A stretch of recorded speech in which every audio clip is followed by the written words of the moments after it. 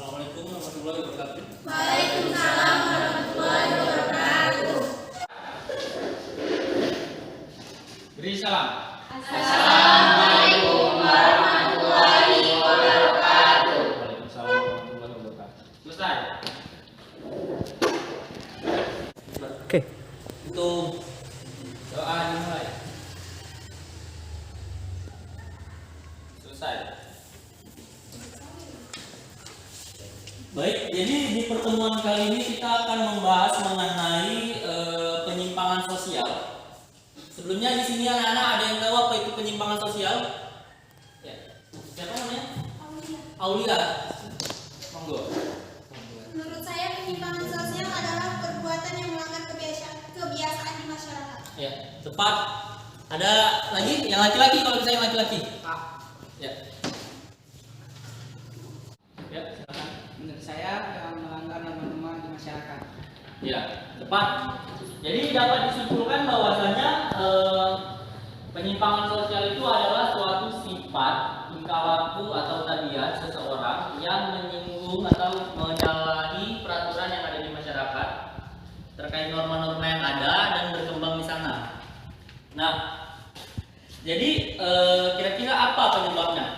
Mengapa mereka bisa melakukan hal tersebut? Nah, jadi salah satu penyebabnya itu adalah keluarga. Satu ada keluarga, ada agama, teman, banyak lagi ya. Jadi penyimpangan ini bisa dilakukan di mana saja. Nah, ya silakan. Menurut saya yang melanggar norma-norma di masyarakat. Ya, tepat. Jadi dapat disimpulkan bahwasanya penyimpangan sosial itu adalah suatu sifat, tingkah laku atau tabiat seseorang yang menyinggung atau menyalahi peraturan yang ada di masyarakat terkait norma-norma yang ada dan berkembang di sana. Nah, jadi kira-kira apa penyebabnya? Mengapa mereka bisa melakukan hal tersebut? Nah, jadi salah satu penyebabnya itu adalah keluarga. Satu ada keluarga, ada agama, teman, banyak lagi ya. Jadi penyimpangan ini bisa dilakukan di mana saja. Lalu penyimpangan sosial itu sama atau tidak antara yang kota dengan yang di desa? Kira-kira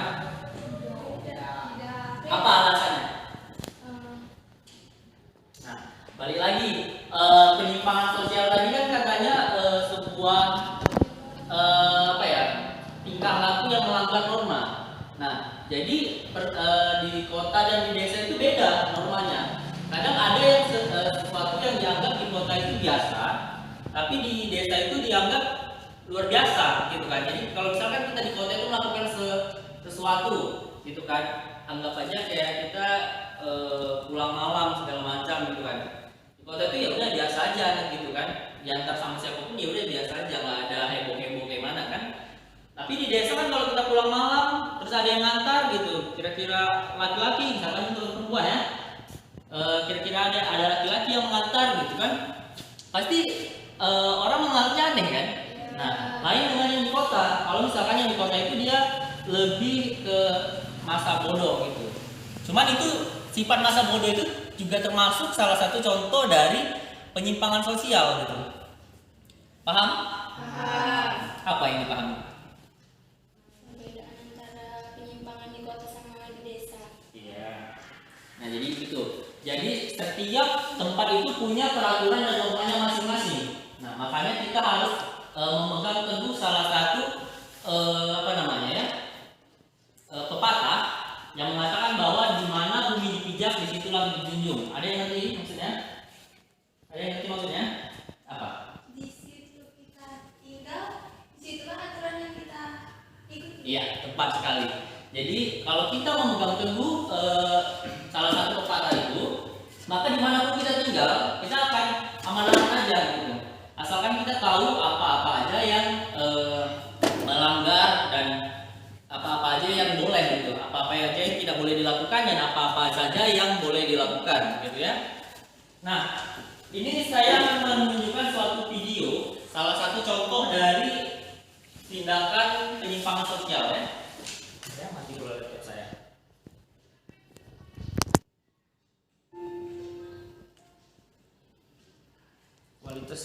bisa kan dia?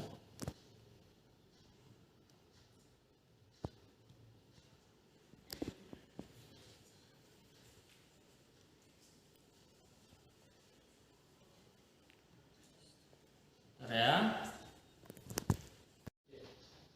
Nah, ini bisa disaksikan tayangan video yang Bapak berikan. Ya.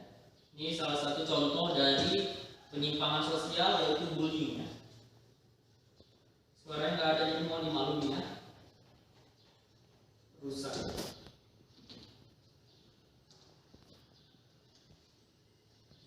Jadi diperhatikan ya.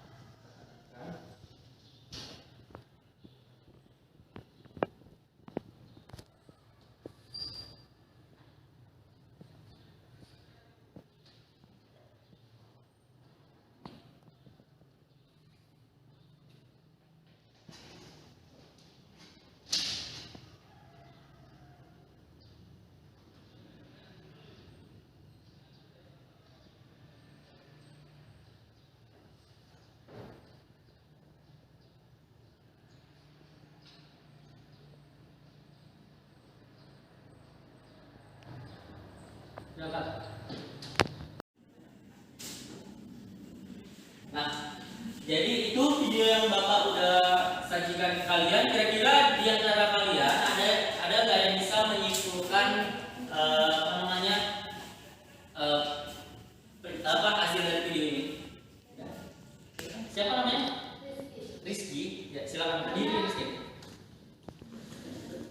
Karena dia mendapatkan mulia dari temannya, sebab dia ujian kurang sempurna sehingga dia menjauhi temannya dan dia depresi sampai bisa membunuh diri. Iya, benar. Nah, itu dia. Bullying ini salah satu tindakan penyimpangan sosial yang nggak bisa dianggap remeh. Kenapa? Karena memang dampak dari bullying ini sangat berbahaya. Gitu. Ya. Karena kalau misalkan kita membuli orang, kita tuh harus tahu dampak apa yang bakalan terjadi, entah itu terhadap kalian atau terhadap orangnya, ya kan? Orang yang dibully. Kira-kira dampak terhadap kalian itu apa? Gitu. Dampak kalau kalian membuli itu apa? Berdosa, ya. Itu simpel ya. Simpel berdosa gitu. Ada yang namanya karma. Siapa tahu kalian punya anak nanti malah anak kalian dibully sama teman-temannya gitu. Dampak terhadap orang yang kita bully itu salah satunya yaitu tadi depresi. Sehingga dia bisa berpikir untuk mengakhiri hidupnya gitu. Sebagai siswa, ya kan kita harus tahu bahwasanya kita tuh nggak boleh membuli orang ya. Nggak boleh membuli orang gitu. Karena kita harus paham bahwasanya dampak-dampak yang bisa diterima oleh pembuli dan si orang yang terbuli tadi berbahaya gitu. Nah, jadi itu salah satu contoh dari penyimpangan sosial ya. Nah, jadi saya ini ada tugas kelompok ya. Ada nih, saya mencari berita tentang salah satu contoh-contoh dari penyimpangan sosial. Nah, tugas kalian di sini tuh adalah untuk mencari penyebab gitu. Penyebab kenapa hal itu bisa terjadi dan bagaimana solusinya. Di situ kalian bisa presentasikan ke depan bagaimana hasil dari diskusi kalian. Ya, langsung aja ya. Ini dari kelompok 1 ya. Kelompok 1. Sorry ya. Untuk kelompok 1 ini kelompok 2 ya. Kelompok 2 dan ini yang terakhir kelompok 3. Nah, sekarang coba diskusi, ambil pulpennya, diskusi sama temannya. Dulunya jangan terlalu berjauh kan ya. Diskusi dan diskusi.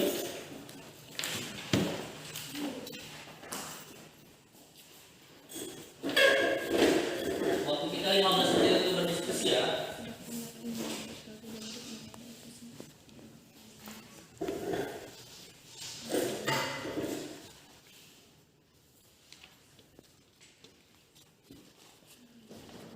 Saya mau diskusinya yang aktif ya, yang aktif. Dicari apa penyebab mereka bisa seperti itu Terus apa solusi dari kalian? Karena kita kan sebagai manusia itu makhluk sosial ya. Harus tahu gitu bagaimana solusi-solusi. Karena ini sering terjadi nih sifat penyimpangan sosial yang ada di masyarakat ini ya, yang saya cari ya.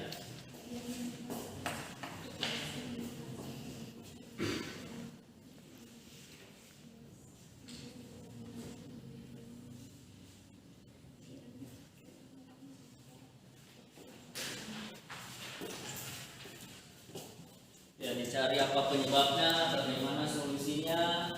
Nah kita sebagai siswa juga harus berpikir kritis ya untuk menyelesaikan suatu masalah penyimpangan sosial. Karena penyimpangan sosial ini bukan hal yang apa ya bisa diremehkan.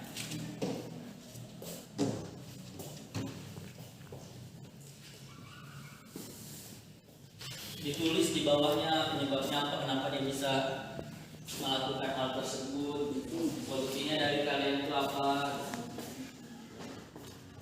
Diskusi, kenapa ini cuma aja kayaknya? Ya diskusi, dibaca.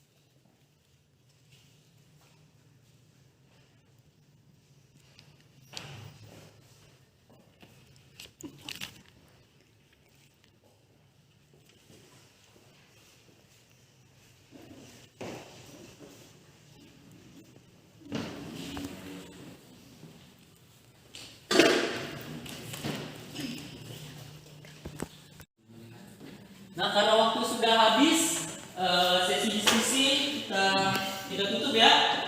Lalu sekarang kita mau presentasi ke depan. Ini kelompok mana dulu yang mau maju? Yang bapak tunjuk. Ya kelompok berapa? 3. Ya silakan. Ke depan ya. Assalamualaikum warahmatullahi wabarakatuh. Waalaikumsalam warahmatullahi wabarakatuh. Perkenalkan, nama saya Suci Saira Ara. Nama saya Rizkyani. Kami dari kelompok 3 ingin mempresentasikan tentang penyebaran berita hoax. Penyebaran berita hoax di era globalisasi saat ini tidak heran dan bahkan sangat sering sekali kita dengar berita hoax. Hoax dapat diartikan sebagai sebuah informasi yang bersumber bahwa itu fakta, karena pengertian dari berita data yang bersifat fakta. Berita hoax yang disebarkan dapat berbagai bentuk, mulai dari tulisan, foto, video, bahkan omongan dari satu pihak ke pihak lainnya. Penyebaran informasi menimbulkan keresahan bagi masyarakat bahwa dampak buruk penyebaran berita ini juga bisa mengganggu kesehatan mental. Untuk itu, kita sebagai pengguna teknologi di zaman yang sudah sangat maju ini sangat diingatkan agar memanfaatkan media sosial secara positif dan tidak mudah mendengarkan isu yang salah. Jadi dari kesimpulan berita hoax ini, mungkin adanya berita hoax ini bisa jadi karena dia tidak menyukai seseorang karena tindakan perilakunya atau tindakan lainnya, sehingga orang yang berberita ini melebih-lebihkan cerita seseorang itu yang seharusnya tidak ada menjadi ada atau melebih-lebihkan. Solusi supaya tidak ada berita hoax ini, kita itu jadilah orang yang baik di mata orang lain. Dan kalau kita tuh kalau membaca berita itu, kita tuh harus cari tahu tentang sumbernya dan kebenarannya,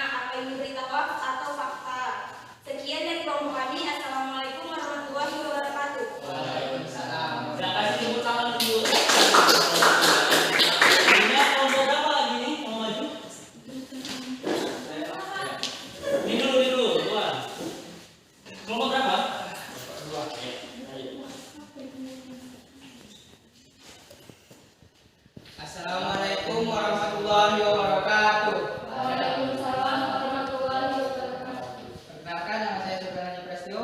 Nama saya Syafri Maulana. Kami dari kelompok 2 ingin mempresentasikan tentang Dua pemuda di Sumbawa nekat bobol toko bosnya bawa lari uang 60 juta.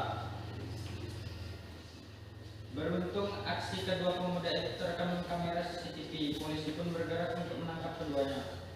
Polisi menyita uang tunai sebesar 45,2 juta. Sisa dari 14,8 juta digunakan untuk berfoya-foya. Rinciannya 168 lembar uang pecahan senilai 50 juta dan 359 lembar uang pecahan senilai 100.000, termasuk menyita HP kedua pelaku.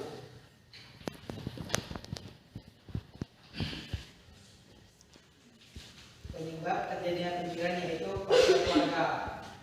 Di sini banyak sekali keluarga kita meminta lebih dari uang gaji kita, sedangkan gaji kita tidak mencukupi yang keluarga kita minta. Karena dari itulah orang-orang ini melakukan penyimpangan sosial seperti mencuri.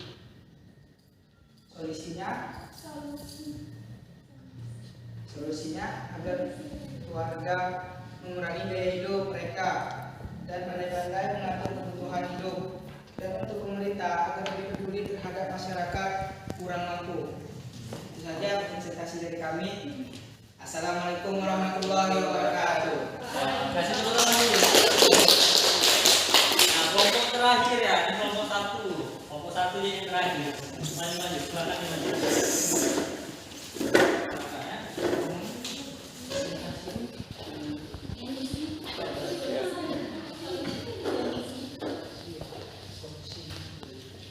Assalamualaikum warahmatullahi wabarakatuh. Waalaikumsalam.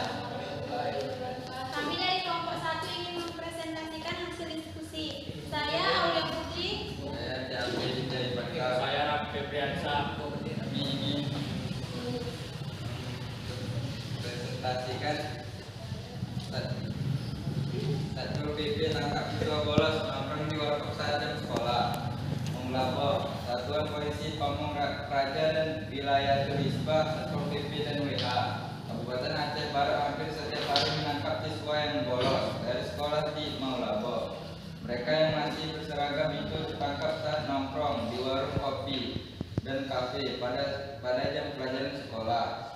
Informasi itu diungkapkan Kepala Satpol PP dan WH Aceh Barat, Azim NG, kepada Serambi, Senin 23 bulan 11 2020. Dikatakan pihaknya kemarin menangkap 3 siswa SMA yang menongkrong di luar jam sekolah. Mereka mendapat pembinaan dari petugas serta menandatangani surat perjanjian tidak mengulangi perbuatan itu. Menurut saya penyebabnya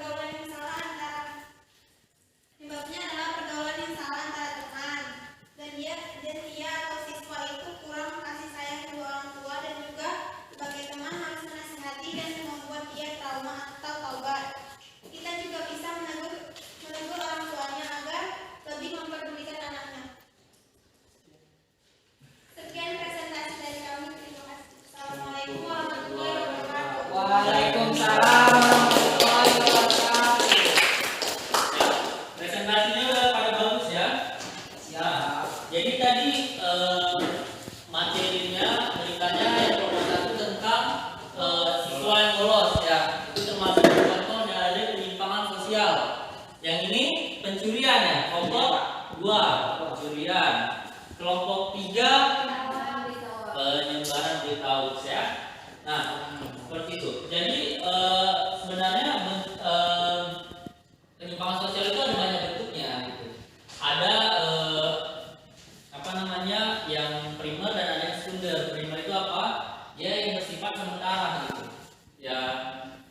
Terus ada yang sekunder itu bersifatnya dia permanen gitu. Nah, berkecanduan, berulang-ulang. Sifat yang sementara itu apa? Seperti bolos. Bolos ini bisa jadi sifat yang sementara. Ya. Kenapa? Karena dia ada masa untuk jerah gitu. Jadi dia tidak diulang-ulang gitu. Ya kan? kepikiran gitu, mungkin dia mendesak banget gitu, keluarganya punya hutang segala macam gitu, tergantung faktornya ya, tergantung kenapa dia bisa melakukan hal tersebut gitu. Tapi kalau memang dia maling karena narkoba itu lebih ke sekunder, karena sekunder itu sifatnya dia berkesinambungan ya, kecanduan gitu. Jadi kalau narkoba itu salah satu contoh dari bentuk penyimpangan sosial sekunder. Nah, jadi kayak yang bolos sekolah tadi, salah satu faktornya tadi ya teman ya, pergaulan. Benar yang kelompok satu bilang bahwasanya bolos sekolah itu pengaruhnya bisa jadi teman. Penyimpangan sosial ini salah satu penyebabnya bisa jadi teman. Ya. Selain juga idola juga bisa jadi membuat mereka jadi melakukan penyimpangan sosial ya teman. Makanya kita tuh harus bisa pandai-pandai memilih teman gitu. Jangan ada orang yang bilang bahwasanya jangan milih-milih teman gitu. Itu sebenarnya nggak ada. Teman itu harus dipilih gitu kan. Bukan berarti teman itu langsung semua ditemenin, enggak. Teman itu harus dipilih gitu. Dipilih ini dalam hal bukan yang buruk, miskin ya nggak apa-apa kan. Ini lebih ke sifatnya mereka. Kalau misalkan mereka itu memberikan pengaruh buruk terhadap kita, ya kita nggak perlu temenin gitu kan. Sama kayak misalkan kita nih bolos sekolah gitu kan. Bolos sekolah ya jangan diikutin, itu kan pengaruh buruk, jangan ditemanin gitu. Narkoba segala macam itu jangan ditemanin. Nah, yang kelompok 2 ini mengenai pencurian kan, pencuriannya pembobolan toko ya, toko. Nah, jadi faktor yang dibilang Vio tadi apa? Keluarga ya, keluarga dan ekonomi ya. Nah, itu keluarga bisa jadi salah satu pemicu atau penyebab orang itu berbuat kriminal gitu. Karena tuntutan dari mereka itu yang membuat seseorang itu bisa melakukan kriminal seperti pencurian gitu. Karena memang gaya hidup seseorang gitu. Makanya antara gaya hidup dan perekonomian, sama kayak yang dari perekonomian itu harus balance. Ya. Balance itu artinya apa? Seimbang. Nah, seimbang. Jangan gaya hidup kita lebih besar daripada uang yang ada gitu. Ya kan? Misalkan uang kita 1 juta, gaya hidup kita 2 juta, nggak akan terpenuhi gitu. Jadi antara gaya hidup dan uang tadi, ekonomi itu harus balance, harus sama. Jadi supaya apa ya? Tidak terjadi pencurian tersebut ya. Nah, yang kelompok 3 ini adalah penyebaran berita hoax. Nah, salah satunya tadi yang dibilang penyebabnya karena memang ada ketidaksukaan ya terhadap individu gitu. Nah, itu bisa juga terjadi. Ya mohon maaf ya. Jangan kita membahas soal politik ya. Politik di Indonesia ini kan banyak sekali berita hoax yang disebar gitu kan. Nah, karena memang satu pihak kan itu banyak partai ya. Partai satu dengan partai B tidak suka. Jadi si partai A tadi memberikan berita hoax kepada masyarakat supaya partai yang A tadi yang B tadi dibenci sama masyarakat. Begitu juga sebaliknya partai B tadi memberikan berita hoax kepada masyarakat terhadap berita partai A ya. Sehingga mereka tidak suka dengan partai-partai yang ada gitu. Jadi salah satu solusi yang diberikan tadi sama kelompok 3 itu lebih memilih mencari kebenaran atau validasi dari berita-berita ya, berita-berita tersebut. Nah, sampai sini ada yang mau ditanyakan? Enggak ada. Sudah jelas ya? Sudah jelas. Berarti udah masuk ya? Berarti ini udah lulus ya? Besok bisa kita pertemuan selanjutnya bisa kita lanjutkan di materi selanjutnya ya. Ada yang bisa memberikan kesimpulan terkait pembelajaran kita hari ini? Apa itu penyimpangan sosial gitu? Kesimpulan? Ada? Yang cowok coba kesimpulannya? Ya? Gak apa-apa, bilang aja kesimpulan.